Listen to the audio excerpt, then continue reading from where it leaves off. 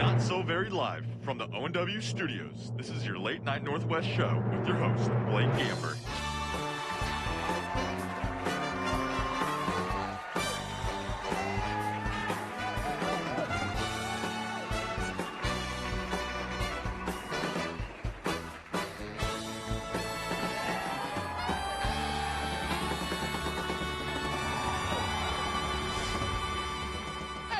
Welcome to the Late Night Northwest show for the week of March 8th. I'm your host, Blake Gamber. Real quick, I just want to say congrats to all of us. We actually had a spring break and came back to school. Isn't that great? So, funny story. I actually work at Austin's just down the road over there, and I saw a lot of teachers from here in West over spring break. All right, we're good. It happens all the time, and people ask me, you know, like, Blake, isn't that weird? And to be honest, no. I mean, come on. If I had to teach any of you anything, I'd need to get away as well. I'm joking, of course. Teachers are humans just like you and me. Only I don't have a 401k, and I have serious doubts that any of the teachers here are racing their cars in the warehouse parking lot off college. And if teachers knew what some of you did after school, well, yeah, I'm just not going to comment on that one. But man, dude, these last 2 weeks have felt longer than my last 3 years here at ONW. I'd rather watch Mr. Carter try to hold on to his youth for one more second in this school than be here any longer. Seriously, whoever decided to make all of our classes 90 minutes should spend a day in our shoes. You'll pray for another quarantine too. Alrighty guys, let's get to it. On this week's show, we have an in-depth, uncensored look at the first week of full in-person. Mr. Blow Everything Up Slavin is giving us a taste of what science has to offer. And lastly, we'll have the ultimate roasting session with our segment of mean tweets. Let's get rocking and rolling, Ravens.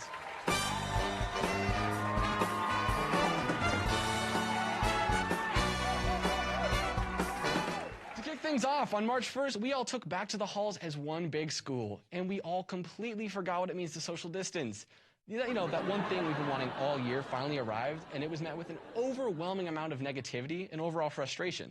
Then again, what do you expect from the district that made us flip-flop between online, hybrid so many times? I was beginning to think that graduation was just a fever dream. But things aren't all bad. I mean, we have our prison-style lunches, our never-ending classes with an ungodly amount of homework. And what are those students online even doing right now? The only good thing that's happened so far is Alex Pauly is back in my econ class. Aww. Love you, buddy. But let's take a quick look at what some ONW students had to say.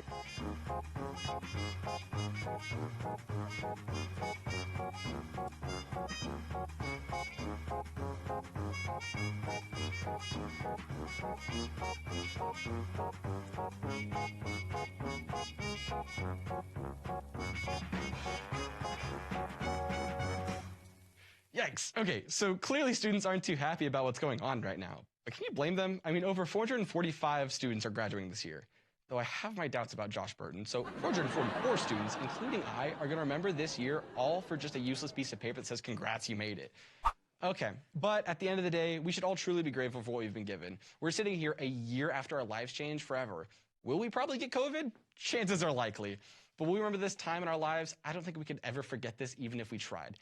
Call it a hot take, call it me trying to get canceled 3 times in a row, but truly this is just the voice of the students telling the truth. Stay tuned, Ravens. We'll be right back with Slavin Causing Mayhem.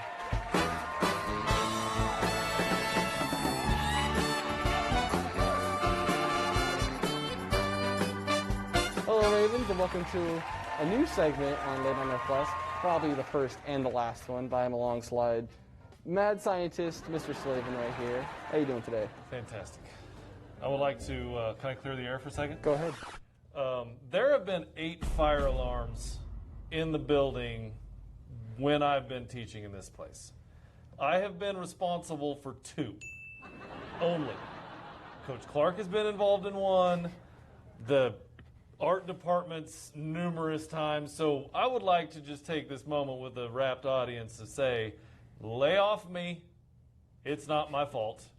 And the ones that I did start was science. It was for science. Justice for Slavin. Yeah, thank you. Justice for Slavin. All right, so you have not told us what you're going to do. We just came up here with cameras and lights, and so you do what you do best, and I would love to learn. Yeah. Okay, so the first demo that we're going to do, well, here's a really cool thing. I don't know. I just mix things together, and sometimes things happen. Sometimes it's cool. Sometimes it's not. I think people get degrees in chemistry. I did not. They just kind of let me hang out in the front of the classroom and point at the periodic table on occasion. So this yellow solution is that. Looks like Gatorade. Don't drink it. Don't? And this other solution is, I don't know, some kind of catalyst. I don't know. We're going to mix them together. Yeah. And it might work. It might paint your shirt a little bit. Oh. So I will say I'm going to step this way. You may want to go that way. You want to step that way? Just like now or like? No, wait. Do you want to do this? Go ahead. Oh, God. You want me to do it? All right. Just pour it all, and then head just that go way. for it? Yeah, go for it. All right. Wait, why are you shaking? It won't blow up. Faster. Faster? Okay. Good. Clear. Oh. See that? That's fine. That's pretty cool. It's kind of overflowing. Oh, God. Oh, yeah, it's Trouble. oh my, it's You get this, can you smell it? Is it supposed to do that? I think so. All right. I think so. I mean, I don't know. Ooh, Yeah. it smells good. It's warm. Don't Ooh. get too crazy. You'll get a little warm. chemical burn. It's fine. It happens. Oh, It's all part of the fun. So That was fun. What was that called? serious name of it? Sure. Elephant toothpaste. That's the serious name? That is the real name of it. Okay. Another one's like genie in a bottle. No, that's I not don't as know. fun. That's not as good. Back when we did our mold day experiments, this is the one that would go in a pumpkin's mouth, and it would look like the pumpkin's vomiting. That's the level of comedy that I do. Here's your real science there on that one. That is just a catalyst reaction that speeds up and releases a bunch of oxygen gas. Yeah. And there you go. It's It gets really beautiful. warm. It's really exothermic. it's There's still your only fancy word for the day. Fancy words. That's what All right. it does here. Can you see the balloon? Got it. Let's make Hold sure. on, don't, because this will be more entertaining and possibly bad. But Ooh. okay, so that is so. Don't be that close. When Yeah. this one goes. And I'll be in charge of this one. Okay, so this one is another one that depending upon the teacher that you have, it's really loud. It's a hydrogen and oxygen mix. That's a decently sized one. So yeah. So when this reaction takes off, those of you guys that are in here, you need to earmuff. Yeah, I'll be doing the same off camera. Do you want me on camera? Because I'm not gonna be. No, you're good. Good.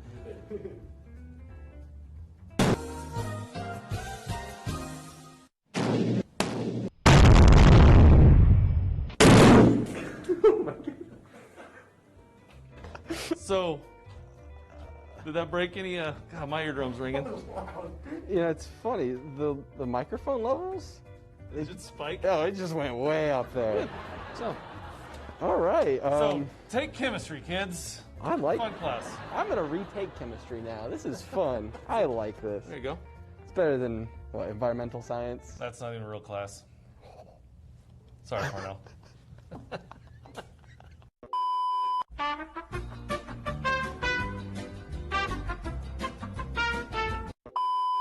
Awesome. Well, thank you, Slavefin. I'm really wishing I had your class now. I think I'll just stay another year, probably. Go for that super year. Yeah, go for a super year for sure. Anything you want to say before we head back to the desk? Let's see. No. Have fun. Be safe. When are they watching this? Don't do anything stupid over spring break. Please don't cancel the show. Oh. Whatever you do, don't cancel the show. This one feels like it's going to make it the whole distance. This will go the whole way. Thank you so much. Can I shake your hand? Well done. Good job. Awesome.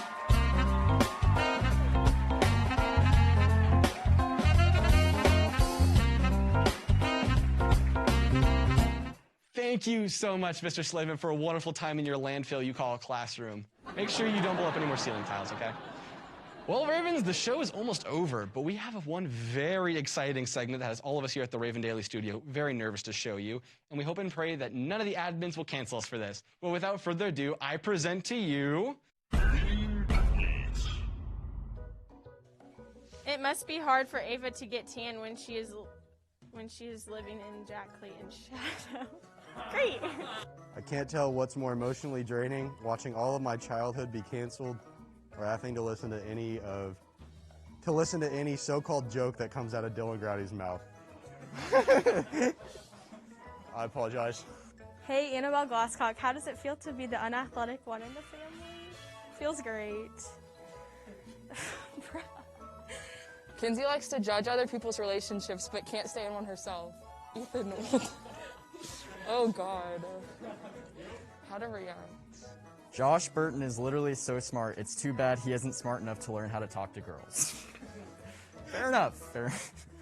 The one relationship, if you can even call it that, Maddie had, she didn't even talk to him. Also very true, so.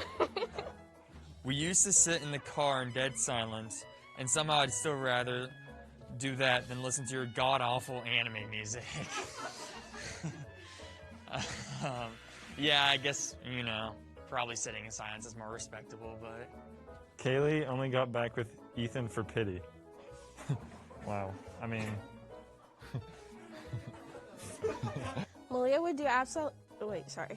Malia would do absolutely nothing... Oh, wait. Malia would do absolutely anything to get out of doing work in e-com. Hard to believe, but teachers here grade faster than Malia can do her own work. The only thing more extreme than your mumbling is your politics. You're not wrong on that one. Annabelle is the kind of girl whose personality can be summed up by the word Lululemon.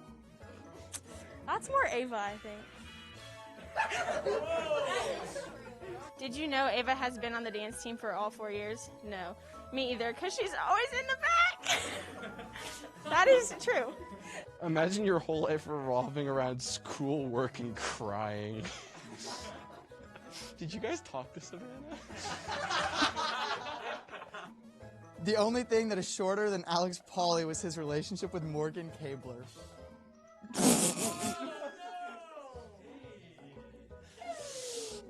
She graduated. It's cool. It's cool. It's cool. How does it feel after 3 years to still not make varsity baseball? Disappointing. Dylan won't admit it, but the reason his relationship didn't work out was because he was too busy making out with a picture of Ryan Anderson's Miata. What? Shout out to Ryan, but I hate that car. The freshman carried the girls' varsity basketball team. Would not want to be the senior on that team. Annabelle! Kinsey does photography to pretend like she actually has friends. Shut up, Ethan Goss.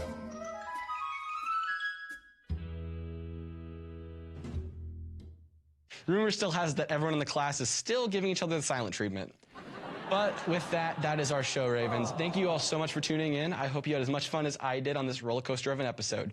Make sure to check on all of our social medias at The Raven Daily and our lovely website, theravendaily.com. From all of us here in the studio and producer Christian Kotwitz, I am a sad excuse of a student and your host, Blake Gamber. Stay classy, Northwest.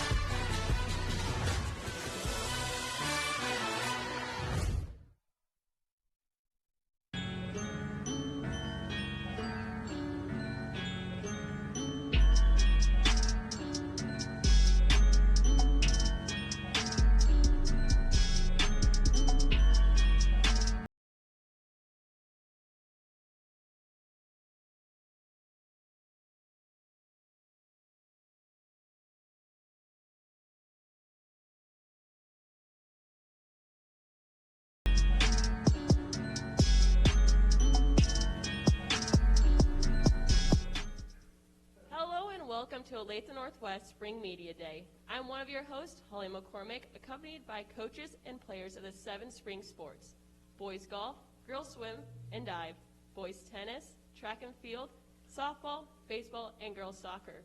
Thank you to all who are participating and answering questions, and everyone who made today possible.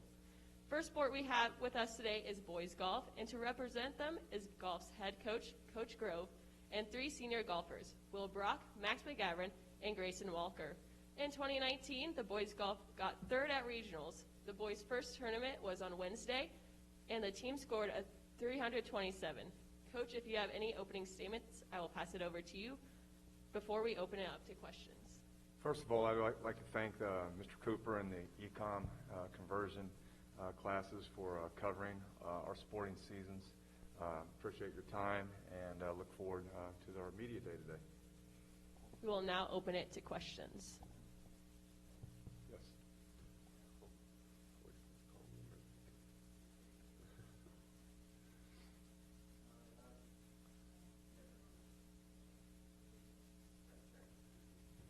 All right, there we go. I got a question for all the athletes. Since a lot of golf is a pretty individual focused sport, what kind of work do you guys put in during practice to not only just improve your game, but also to help each other and improve as a team? I think it kind of varies based on the day. Some days we'll be out there playing and trying to score and just get better as a group and get scores for coach to be able to see who can put in for the next tournament, who's going to play the best. Some days if it's after a tournament, we'll go out there and we'll focus on what we maybe needed to improve on from the day before or just to get better for that day and keep making better scores for next tournaments. Test, test. All right, I got a question for the players. Are there any school records you're hoping to break this season? I think, well, one record would be to again qualify for the state tournament. We've been able to do that 14 of the first 17 years here at Olathe Northwest. So we've got some tradition, and we have something that's carried over from year to year. So one of the things that we need to really concentrate on is getting better, but also getting back to that state tournament. So I think that's one goal that we have every year. All right, any of the golfers can answer this question, but especially during the pandemic, what did off-season training look like, or how did you guys prepare for this season? It wasn't really any different, I would say, just because you're outside golfing, you could say individually. So I'd almost say I had more training, I had more free time, and I could almost escape from the house and go out golf and be safe out there. Coach Grove, I have a question for you. So since our seniors haven't really gotten the senior year they've hoped for, what do you hope that they accomplish this season?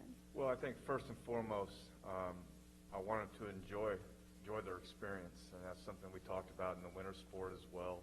I know it's been a very different year due to COVID, but I think first and foremost is to enjoy it. Along with that, you have to work hard too in order to improve. So there's a balance there of enjoyment and working hard, but probably all athletes find the most enjoyment when they succeed at a higher level. And there's some dedication and some time that has to take place in order for that to happen. But if we can do that and enjoy the ride, hopefully all seniors can go out on a really great note. This is for all the athletes. What is your goal for this season? I would say our team goal would obviously be to qualify for state and then overall just keep improving throughout the season, and towards the end of the season feel like we've accomplished the best that we can play. And what is your guys' individual goals? My personal individual goal is to try to drop my scores lower enough so then that way I can start playing well and qualifying better. I would say one of my personal goals would probably have one tournament I shoot in the 70s. I'd say personally just to keep improving each tournament and be able to be the leader for the team and know that my team can count on me when we're going into a tournament, especially with tournaments being 5-man this year. For most of them, each person's going to have to go out there and play well every day. So I think being able to be that player that my team can know and count on that I'm going to come in the 70s and have a good score that's going to count moving forward. I have a question for all the athletes. What is one lesson that you've learned through playing golf at ONW? Patience. I think one of the biggest things that Coach Groves definitely instilled in me is just trying to keep a level head throughout. It's a lot of pressure. It's hard to come in with high expectations, and if you're not performing that day, you just need to keep grinding and not keep worrying about what was in the past and just keep pushing forward. So. I have a question for all the athletes in the team. With there just being a smaller team and there being few of you, how have you guys bonded, and what has that done for your team and your dynamic? I'd say the team itself is really pretty close. A lot of us, especially with golf, we go out on weekends and we get to go play together, and a lot of us do hang out outside of practice and outside school as well. So I'd say overall heading to tournaments and just driving to tournaments, going out to eat, practices, everything, it's pretty fun. When they hang out, they wear their masks. Okay. I have a question for all the players. As you guys are all seniors, are any of you guys thinking of playing at the collegiate level? No, I personally am not. Neither am I. I've had the opportunity to, but at the moment I don't plan on doing so. Is there a course that it's like your favorite to play at? I think all these guys, if they could play at Shadow Glen frequently, would be a favorite. I mean, I know personally I'm looking forward to our tournament on Monday. That's at Canyon Farms, and that's my home course, so that'll be fun. I want to see how other people do there. And then Topeka Country Club is one that has kind of ate my lunch the last couple of years, so I'm looking forward to getting back out there and trying to put up a good score. I would say my favorite course is probably Falcon Ridge, just because I live there, but unfortunately we don't have a tournament there, but we get to practice there a few days a week, so that's always fun. Yeah, I would say my favorite to play at's probably also Falcon Ridge. We will take one more question. So are you guys just as competitive when you're like golfing for fun?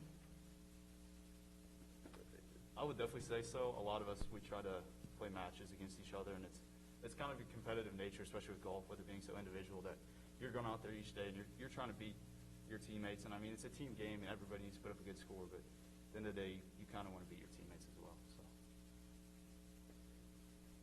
That's all the time we have for boys golf. At this moment, we want to thank Coach Grove and his athletes for answering questions. Next up, we'll sit down with Coach Brandstrom and the girls swim and dive team.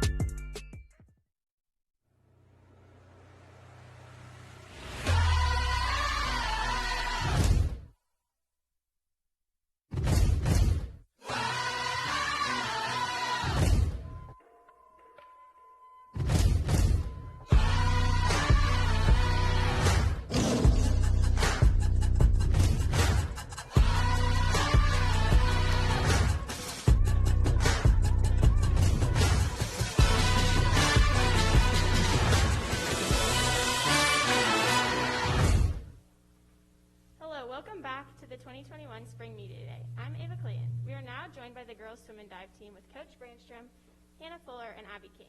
In 2019, the girls had a great swim and dive season, sending 10 girls to state.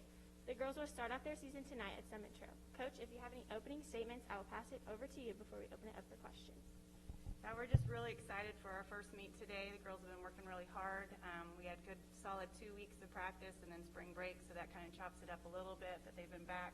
It's been nice having everybody back after spring break, and we're looking forward to starting our season and having our first girls meet in 2 years. So. Thank you. We'll now open the floor up for questions.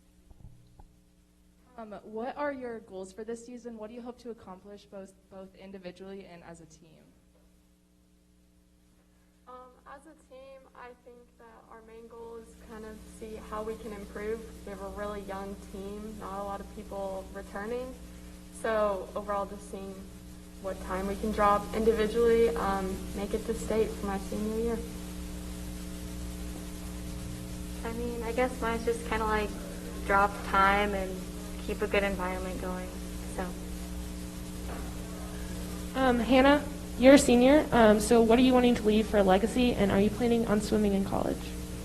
I'm not swimming in college, and for a legacy, I just hope that everyone is grateful for their time in the pool after losing a season. Hopefully, I can show all the new people that to be grateful for their seasons of swim.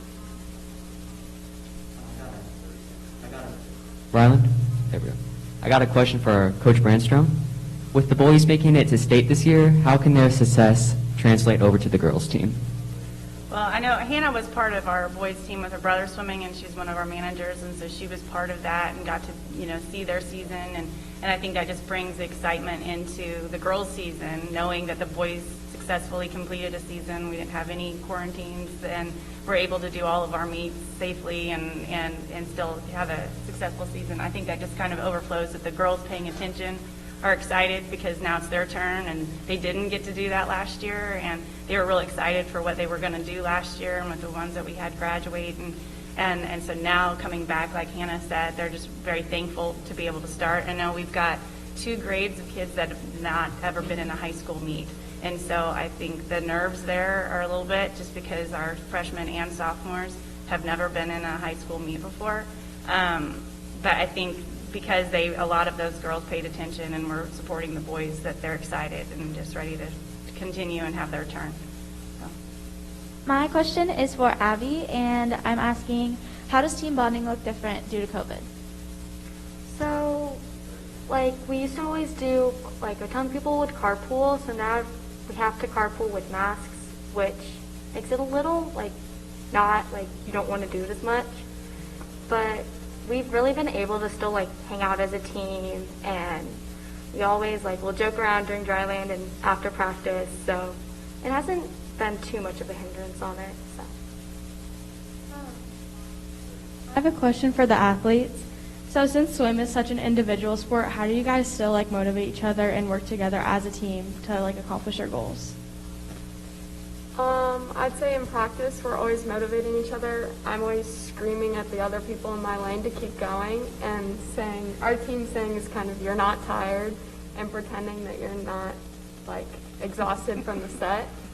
And at meets, cheering each other on, and we still have our relays so that we still have, the team aspect, and you have to depend on your teammates, and they're depending on you. I have a question for both of you guys. How do you guys stay in shape during the off season? So I swim year round. So my off season is usually just 1 month in August. But over COVID, it's definitely been lots of dry land, lots of running, and just things that we can do without a pool. Yeah, same here. We don't really have a big off season in swim. Most of us just do club when we're not doing high school. The question is for the athletes. What is one piece of advice you would give to the underclassmen who are planning on swimming and diving this season? Maybe just don't take it too seriously. Yeah, you want to do your best, and everyone wants the team to do well, but at the end of the day, it's about cheering your friends on and just letting loose, because when you get in your head, that's when the issues start happening. So. Yeah, work hard at practice so you can have fun at the meets, and like I said, be grateful for the season that you get. This is for the coaches and athletes. What made you all want to become a swimmer? I was good at it, and so that was, that was something that when you find success and it was easy. When I was younger, I have a high amount of respect for, we've got a senior this year that came out, and she'd never swam before, but because her brother was a freshman and tried a new sport, she decided she wanted to do it her senior year, and I have a high amount of respect for anyone who has never done it to come back and do this, where they're swimming a couple miles every day, and it's hard work, but yeah, I love the sport. I love watching, you guys see it in the Olympics. You see, Some people, my husband can't understand how you can look at a line, the same line over and over again, that kind of thing. But I love the sport, love watching how they grow. It's definitely a mentally tough sport because you work really, really hard. And like she said, it's the practices are hard, but sometimes the meets are harder. And so sometimes you practice a lot and you get a good outcome. Sometimes you practice a lot and it doesn't turn out exactly how you want, so you have to go back and figure out what you can rework on. But it's a life lesson. I think it prepares them for things that happen later on in life. You work hard. Sometimes it goes the way you plan. Sometimes you have to reevaluate and see where your strengths and weaknesses are. So I love the sport for that aspect. I was in first grade, saw my cousin do it, and I joined. Yeah, I've been doing it for as long as I can remember. I have one last final question. What is your favorite part of the season? Like practice, a certain meet, or state? Like, what's your favorite part? My favorite part, I like traveling to state, hanging out with the team, spending the night in the hotel, and also the meets and yelling at everyone to go faster at the end of the line. Yeah, the meets are always a great, fun point, but the practices where you don't have to do a normal practice and you're doing different types of training are personally my favorite because it changes things up. So. Okay, that is all we have with the girls swim and dive team. I'd like to thank Coach Brandstrom and the athletes for answering questions. Next up, we have the boys tennis team.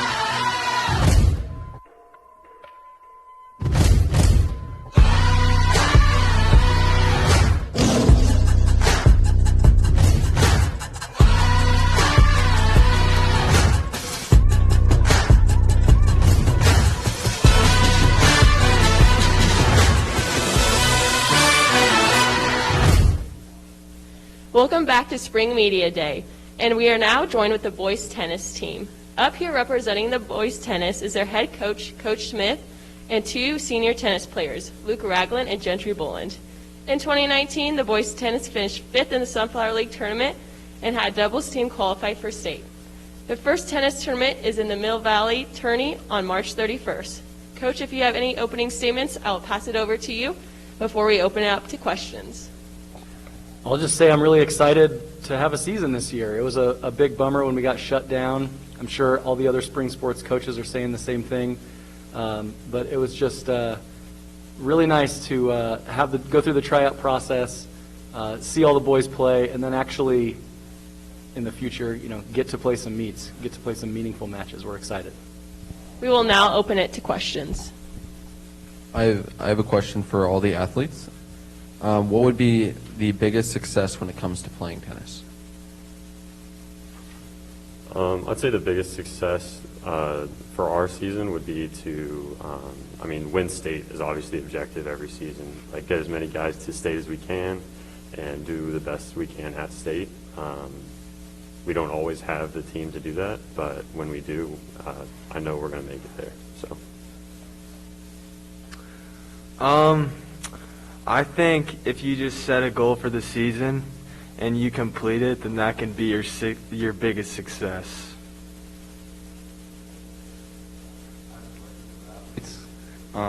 With this being your senior season, what's a legacy you guys want to leave on ONW?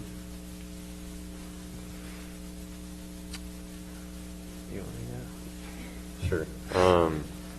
I'd say the legacy that I would like to leave is like a positive team culture. Tennis, kind of being an individual sport, sometimes like it's kind of hard to interact as a team, because everyone on the team has their own individual goals, and everyone on the team wants to, we have this ladder, this ranking system for who's playing, varsity matches, who's playing JV matches. So everyone has their own individual goals.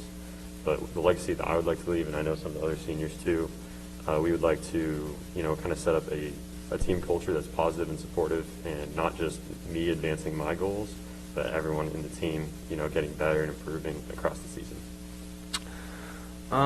A legacy I want to leave is just to encourage anyone to go out for tennis, because any athlete can play as long as you're coordinated. And, we didn't have that many this year, but... I have a question for both the athletes. Since your season got canceled last year due to COVID, how do your goals, your individual goals, differ this year from last year's? I'd say my goals this year are almost identical to the goals that I had last year. And that's mostly my fault, because I did not play very much at all in between last season and this season. So, honestly, at the start of the season, I was just shaking off the rust and getting back into it. So, my goal is the same as it ever was, do the best I can and try to get to state. Yeah, my goals haven't really changed. We lost a year, but we just got to come back for one more, so you got to make the most out of it. I have a question for the players. What's your guys' motivation to get back out on the court after losing the season last year due to COVID? I think it's just that we were basically inside for a lot of 2020, and when we finally had the opportunity to get together and play sport, I think that's just motivation in itself.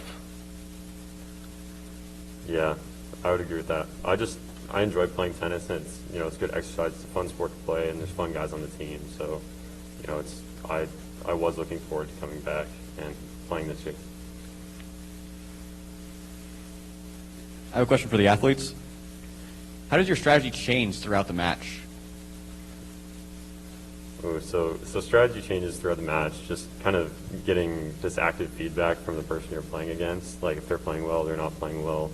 Everyone kind of has a different playing style, whether you're hitting short shots, hitting long shots, hitting hard shots, you never really know. And kind of across the match, you have to formulate this plan. It's like, where's this person weak, and how can I exploit that, and how can I play against this player? So yeah, every game's a mental battle. Every game has a different plan. So yeah. Coach, I have a question for you. So how did you change your coaching tactics with missing a season last year, and are you doing anything different this year to help them prepare? Well, we lost 5 of our top 8 players from what would have been last season's team. So sort of every year I kind of look at the roster we have, and I sort of formulate a plan of, how can we be most successful with the guys we have, but how can I also set up the younger guys to be successful and find some success to build on for future seasons.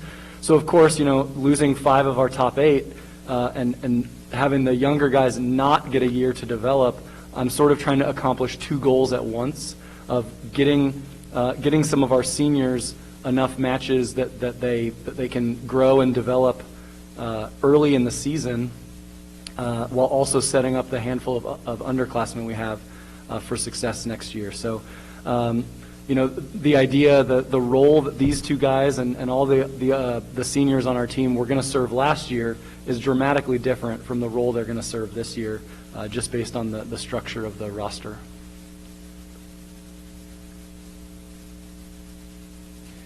So Luke, you mentioned just a minute ago, you mentioned a mental battle while you're on the court. So what kind of things go through your head in the heat of the moment, and how would you combat that?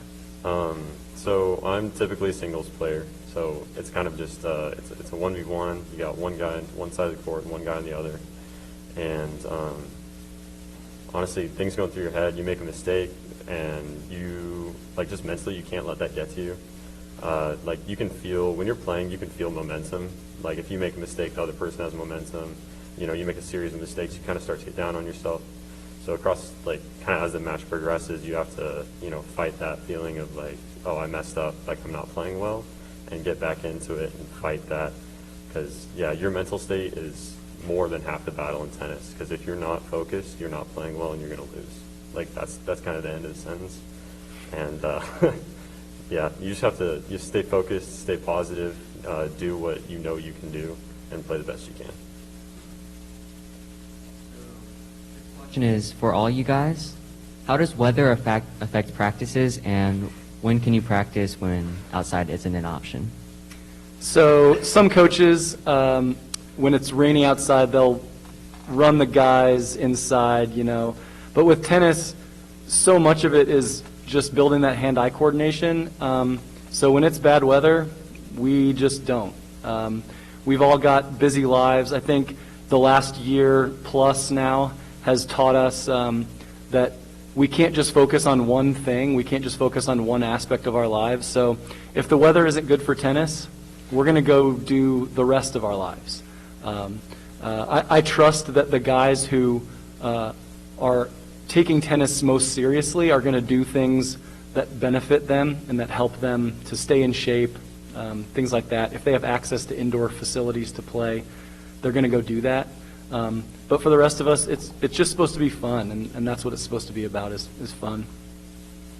That is all the time we have for boys tennis. At this moment, we want to thank Coach Smith and his athletes for answering questions. Next up, we will sit down with Coach Stevens and the track and field team.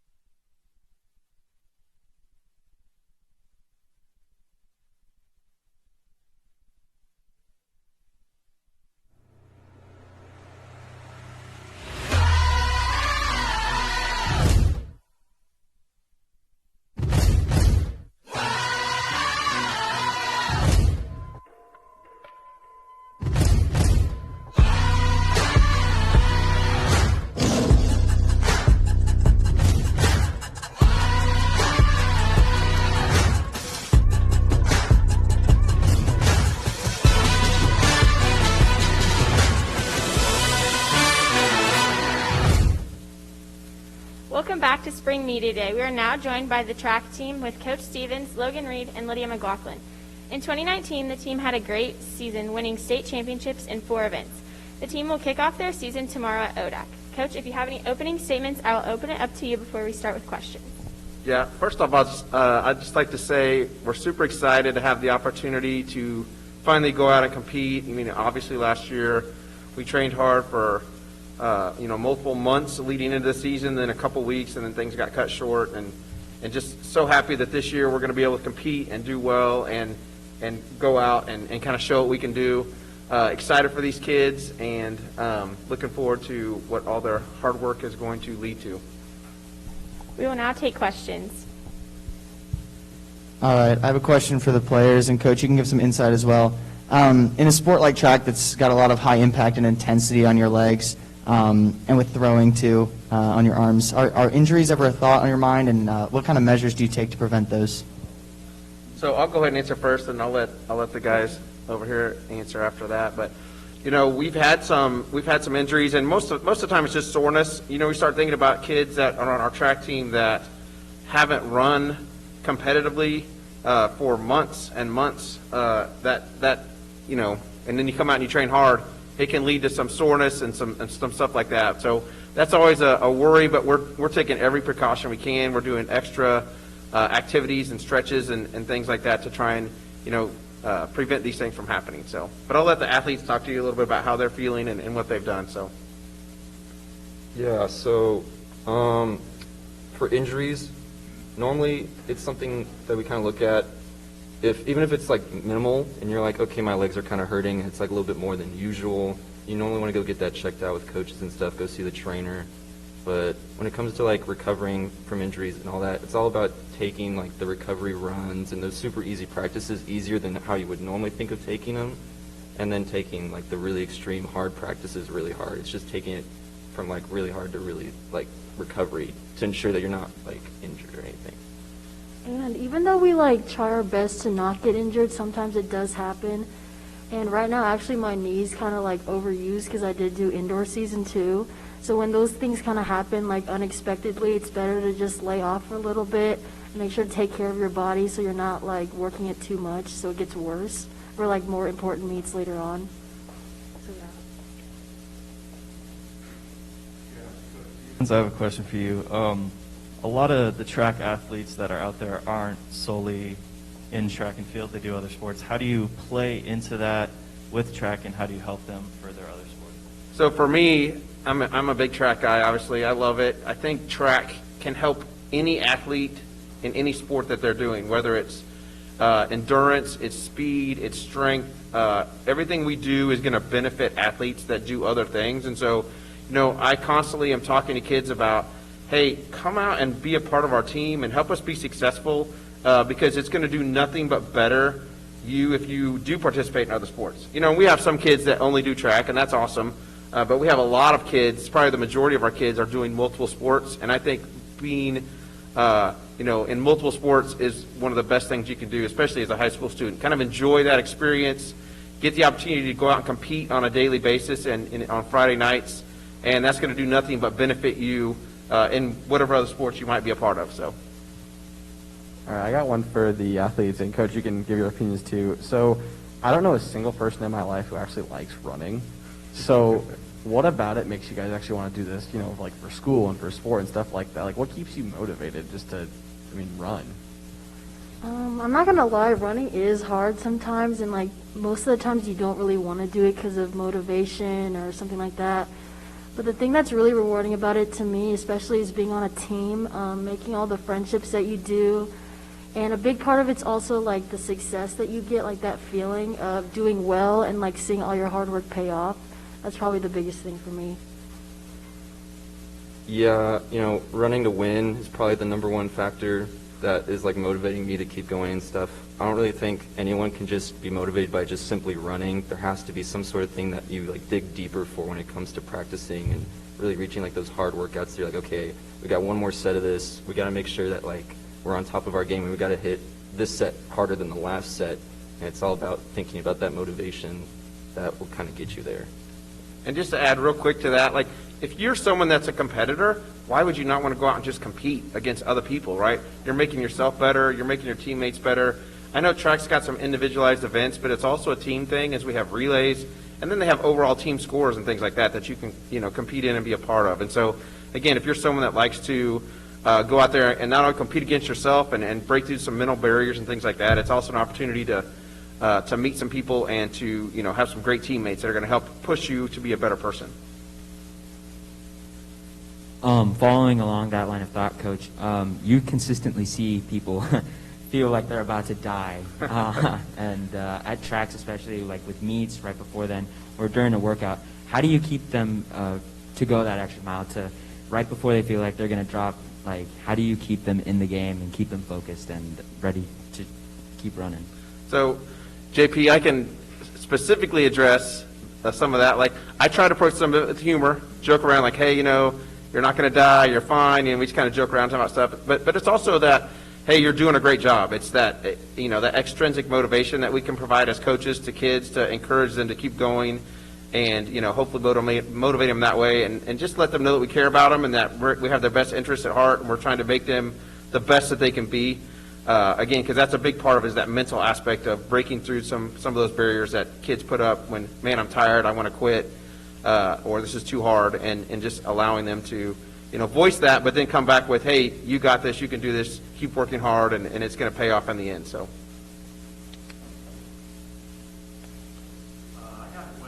Logan Reed, obviously you just committed to KU cross country, and I was wondering, what do you want to gain this track season that you can bring into KU cross country? So for this year, it's all about kind of building on my resume for track. It's about really breaking records this year, looking for the mile and 2 mile record, looking to get a state title with the 4x8 team. It's really just kind of like building that resume up so that I can set myself on a better spot for the KU team in the future. So. We have time for one more question. I have a question for the athletes.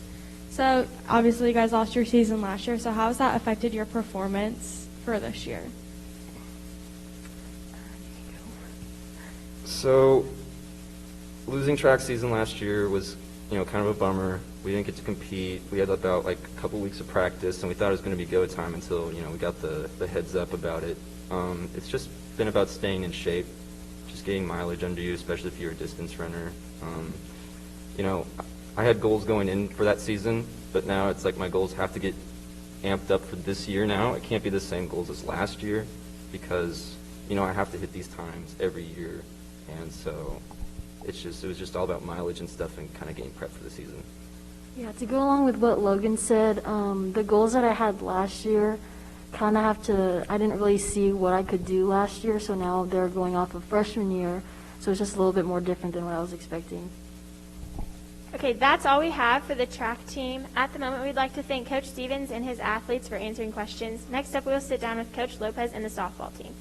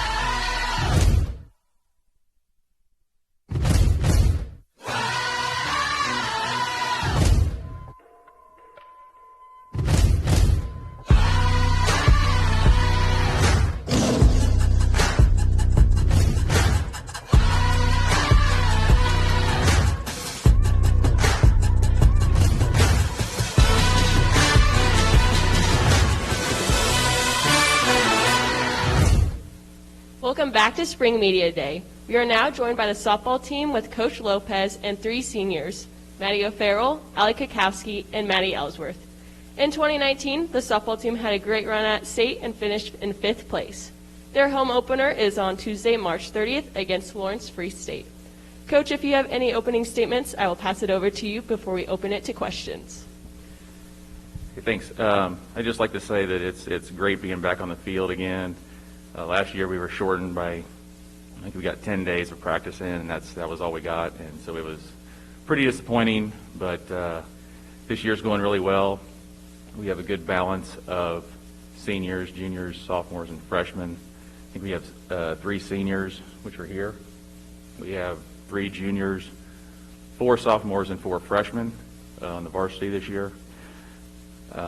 And they're all have great attitudes and given championship effort during each of our practices so far, and just looking forward to a great season. We will now open it to questions. So whenever you're at the plate, in the field, or just pitching, what goes through your mind right before the play happens? Like, what's your kind of mindset going into it? So this year I am catching for the team, and so when you're behind the plate, you kind of have to pay attention to everything. You have to know where all your runners are. You have to know how fast they are so you can communicate with your team on where their play is going to be after the ball is hit. So there's a lot that goes through your mind as a catcher, and sometimes it's hard to focus on the right thing at the right time, but if you pay attention to everything all at once, then normally we can figure out where we're supposed to go, but we have to pay attention to multiple things at one time, so it gets challenging.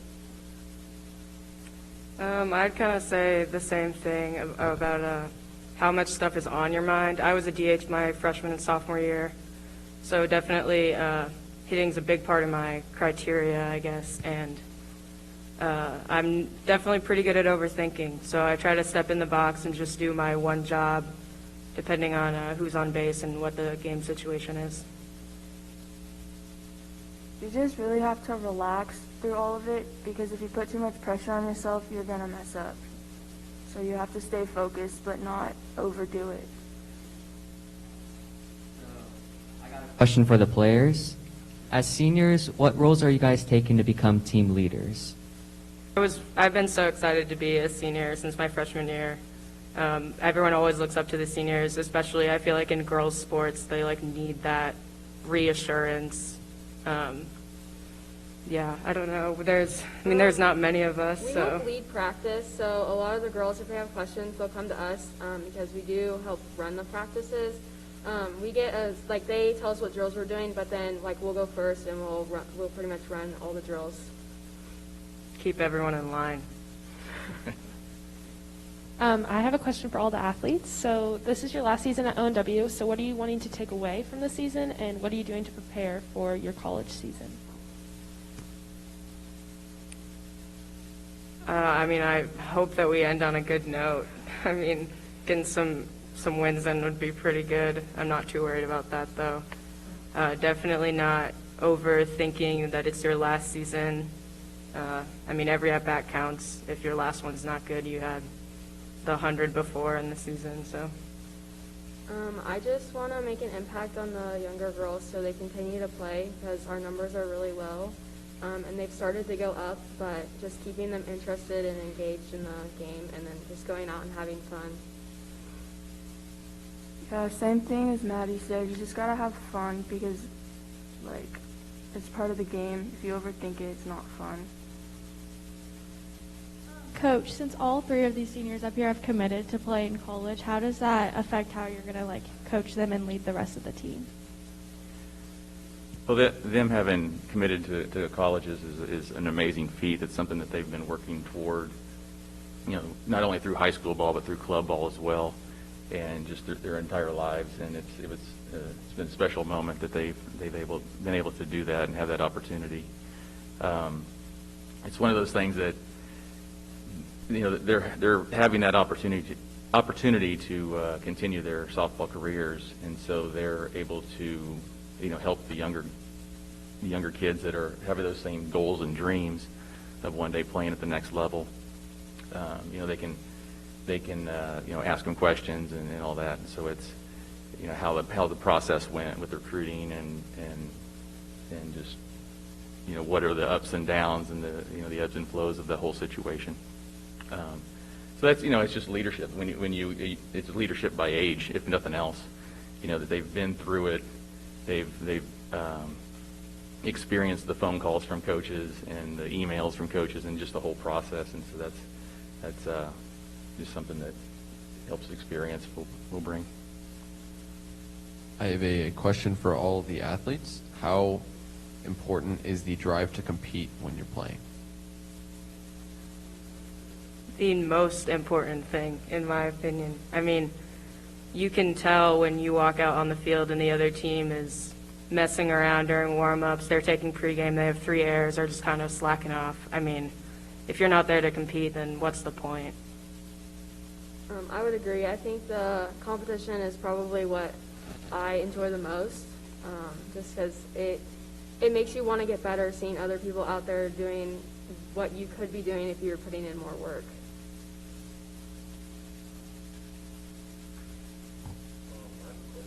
Athletes, since your guys' season got cut short last year, how did you prepare and practice for this season during quarantine?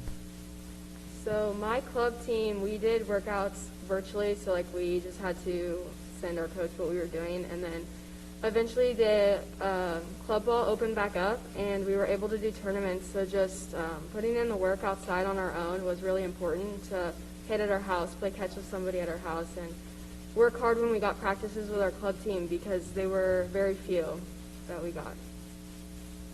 Yeah, I would say about the same thing. I mean, obviously you put in the work by yourself and with most of the girls play club team throughout the summer and the fall, but yeah, I mean, getting cut short was hard, but we are fortunate enough in Kansas City area for the softball teams that we still got to have our full summer season.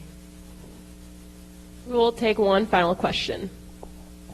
So for any of the athletes here today, what are some tips or just some pieces of inspiration for incoming freshmen that might want to enjoy a spot on the softball team?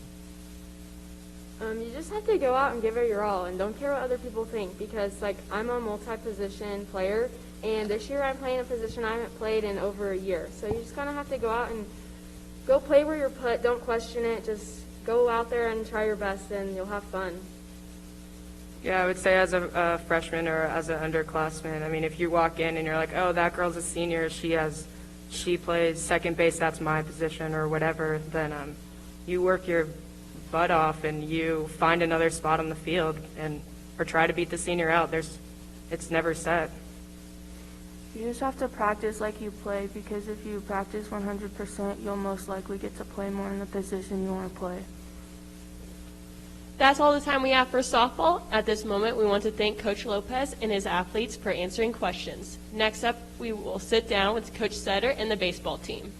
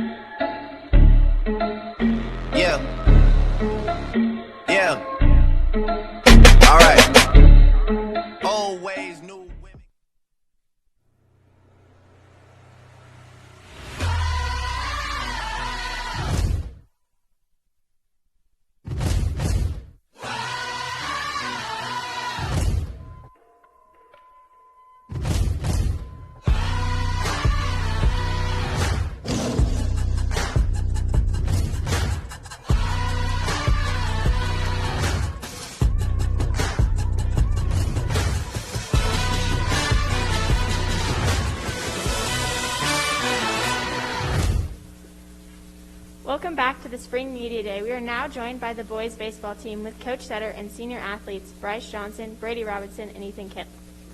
In 2019, the boys had a great season and ended their season with a winning record of 17-6. The team made it to state but lost to Mill Valley in the first round. So far this season, the team is 1-1 and will have their next game next Tuesday in Lawrence. Coach, if you have any opening statements, I will pass it over to you before we open it up for questions. Well, I just want to say that we're really excited to play this year. Obviously, as the other coaches have stated, it was really tough last year not being able to play. But I know the senior group and the juniors and sophomores also are just really excited to be able to play together. On a personal note, I'm just really excited that I get a chance to coach these guys and the other seniors where I didn't get to last year. That's what I've been looking forward to all year. So thank you for having us.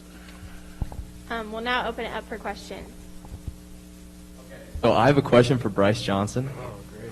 This season, will we just be seeing the mullet, or will we get a flashback from sophomore year with the Wild Thing haircut? I don't know. We'll see.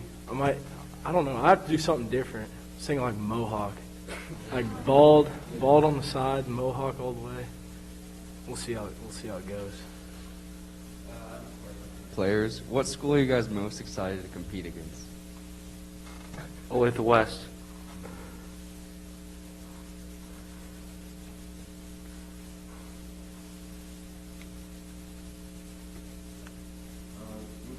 With baseball being a team sport, what is your guys' individual goals for the season? Go 500. That's a big one. And then just compete, to win as many as we can, and I don't know. The big team thing is be the best version of yourself, so that's probably one of the main things. Just compete the whole season. That's pretty much it. So I have a question for the athletes, and Coach, you can give your thoughts on this too as well. So I know I played baseball before I came to Northwest, and I stopped playing just because of like time commitment and stuff like that. I assume you guys probably have jobs too. So how do you guys reach that good balance of still being able to perform your best with your team and have an outside life and a school life and all that? I mean, most of my outside life I spend with the same dudes who I play baseball with, so most of my time is with the same people, and with work and all that. If I work during the season, it'll be on the weekends. If I don't, I don't. I mean, we're always together, so it's usually just the same guys always hanging out. So the social life and the baseball, it's like always the same. I'd say the same thing. For me, it's I got an awesome wife who understands just how crazy baseball season is, and I try to make it up the rest of the year by doing extra stuff during the rest of the year, but because it's tough being a coach's wife. So each of you three play different sports in different seasons, and how much of that has translated over to baseball, and how much of an impact does it make on your season?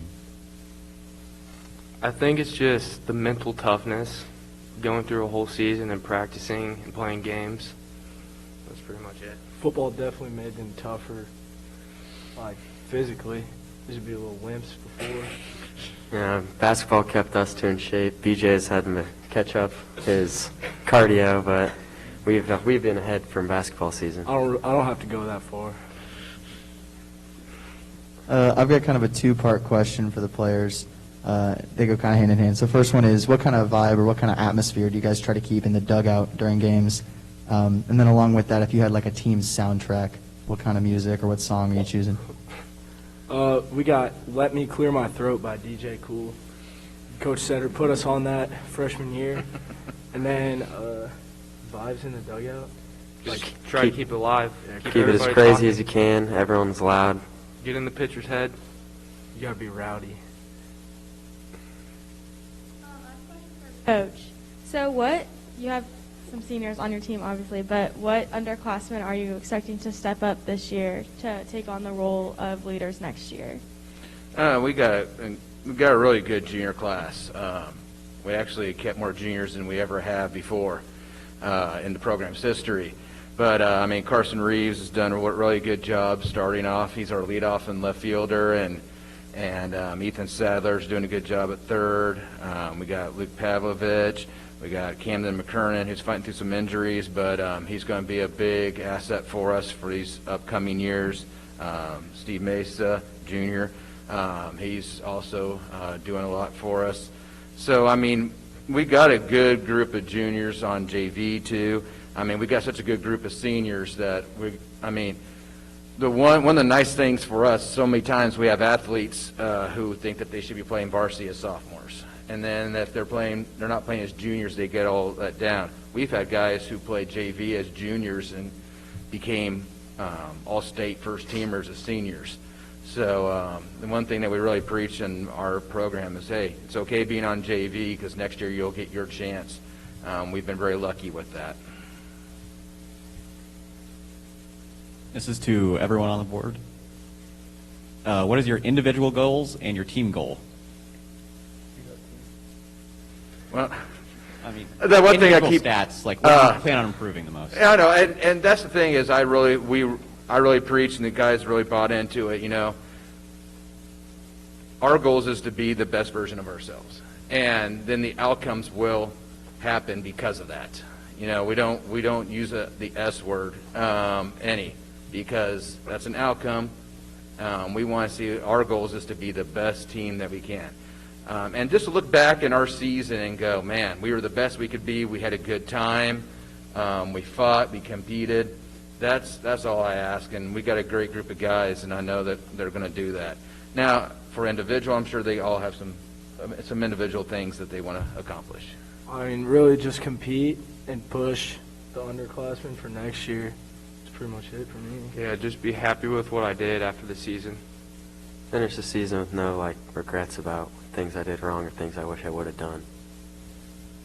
So there's been a trend going around where they ask the players who would they not let their daughter name on the team. So what is your guys' opinion? Oh, God. For us or him? For all of you guys. You guys go first. Let me think. Start it off, Kim. BJ.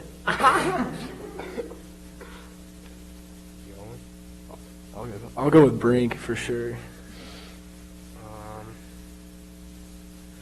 Mesa, for sure. I do have a daughter who's going to be in high school next year. I'm not going to let her date any baseball players. We have time for one more question. I have a question for all the athletes. What would be the best personality trait to add to the team?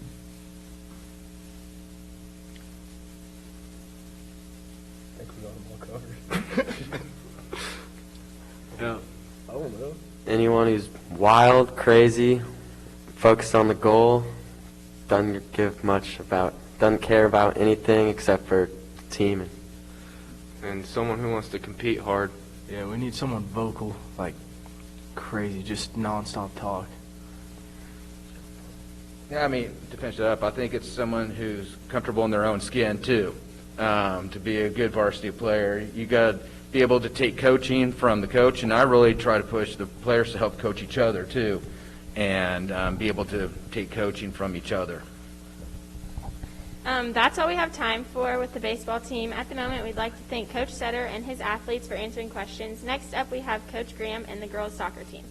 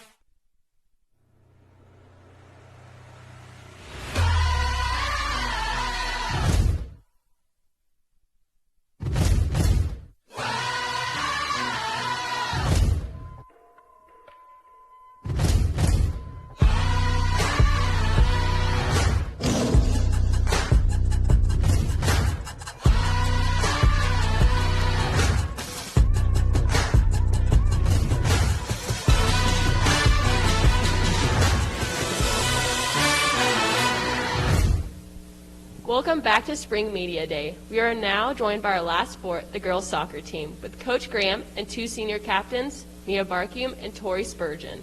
In 2019, the girls soccer team had a great run at state and finished third after losing to Washburn. The ladies' first game was last night against Shawnee Mission Northwest, and the game ended in a 0-0 tie.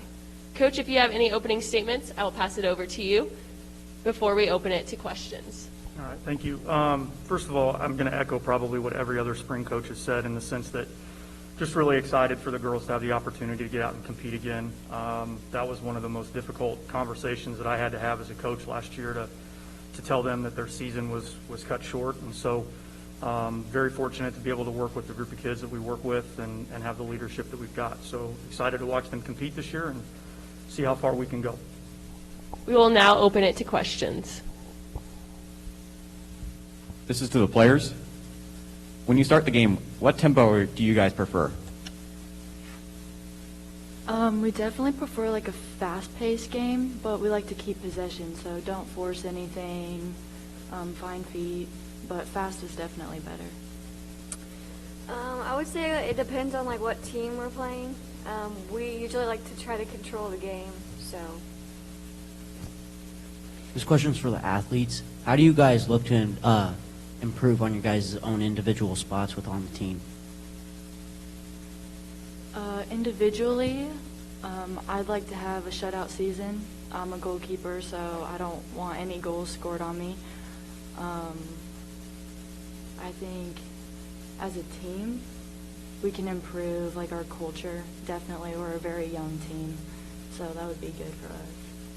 Yeah, individually, I'm a defender, and as me, I just like, it's like working with our back line. Like, it's a big deal to like have good communication back there to keep everything organized. Yeah. So this is for the players. So going off you guys' last night, you guys had a tie, and I'm not a big soccer person, but I feel like ties probably aren't nearly the most common thing in soccer. So when something like that happens, do you guys like take that as like a personal loss? Or do you say as you guys were evenly matched? Was it you guys weren't good enough? Like, what is it in your guys' minds when you guys end up with just a tie like that? When we ended in a tie, it was definitely hard last night, but like I was really proud of how we played, so I think that's all that matters. Like, we battled till the end. And Shawnee Mission Northwest is a great school, and the first games of the season are definitely hard because everyone's finding their rhythm as a team. So I think a tie last night against a good team like that is good for us. This question's for Mia. I know you're a dancer as well. How do you balance soccer and dance during a season? It's difficult at times. It just takes communication with both of my coaches. I try to balance that as best as I can. Sometimes I have to miss like another activity for something else. But at the end, it's like definitely worth it. I love both of them. I have a question for Tori. I was able to play with my sister for basketball. How is it like playing with your sister for soccer? It's exciting. Yesterday was our first time ever playing together, and she plays the 6, which is a defensive mid, which is in my range for who I talk to on the field. So I definitely have to be careful for what I say to her because I know I'll hear at home if she likes it or not. But it's fun. I'm excited for what the season holds for us. I think it can make us a lot closer.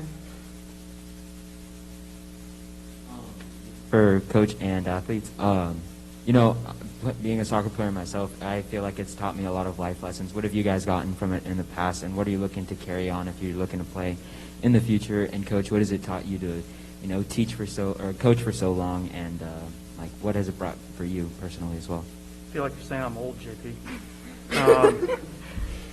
For me, I think that one of the things that I've learned is that, as a coach for both the guys and the girls at the high school level, every season is different and presents different challenges and different opportunities.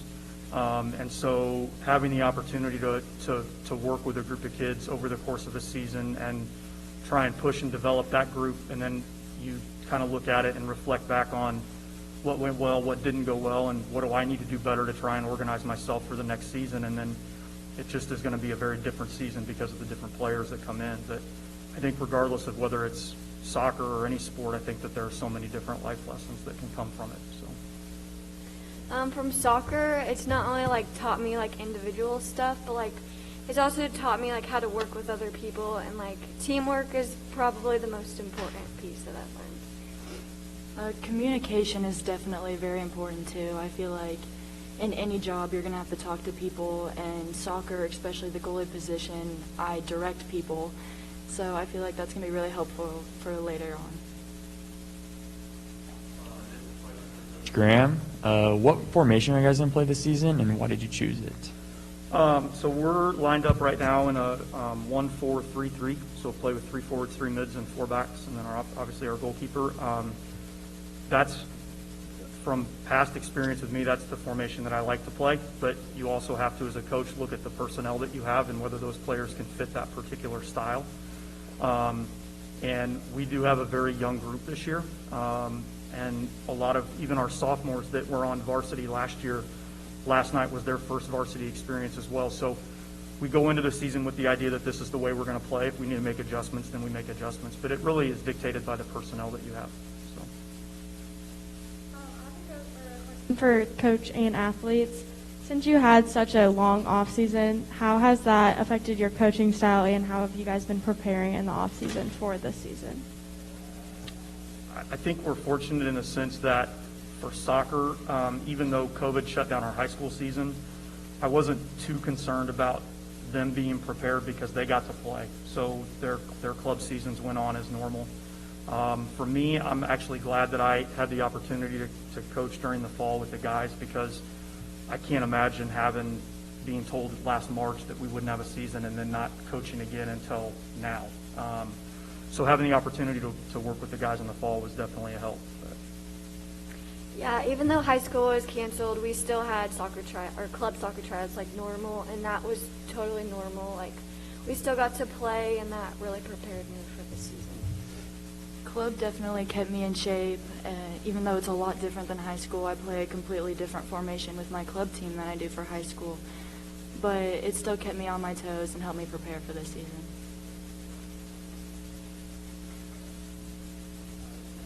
There it is. I have a question for both coach and the players. Last night, obviously a very special night after, like we mentioned, what was basically a 2-year off season. Is there a moment or an aspect of the game that really stands out to you, or was it just kind of natural, as soon as you hit the field? For me, no, it was not natural. There were 2 moments. Number one, just the kickoff, right? Because that moment of the game starting was awesome. And then the other part for me was just the crowd.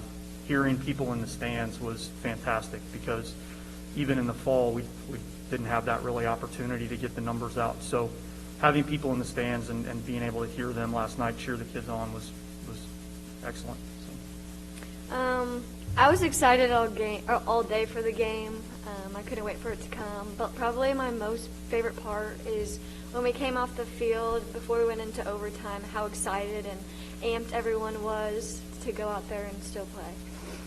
I'd have to agree with Mia. The game ended, and the younger girls didn't really know what was going to go on, and so we had played 2 10-minute overtimes, and Shelly, our other coach, gives us a great pep talk. We all look forward to it, and it really hypes us up, and the energy that we came out onto the field with was great. We'll take one final question.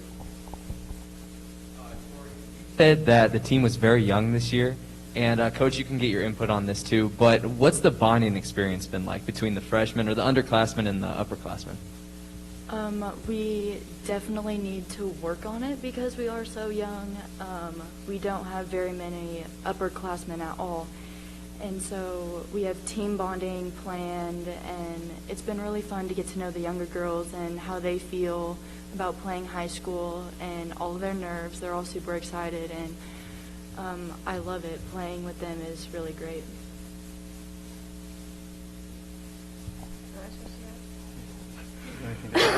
Well, I think it's going fine so far.